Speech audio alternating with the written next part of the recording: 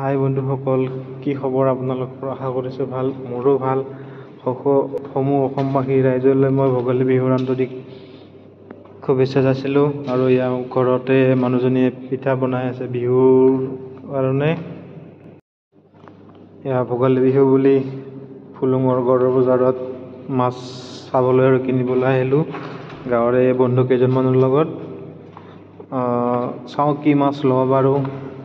আগতে চাই লওঁ মাছবোৰ, চব মাছ ভালেই ওলাইছে বাৰু, ডাঙৰ মাছে ওলাইছে।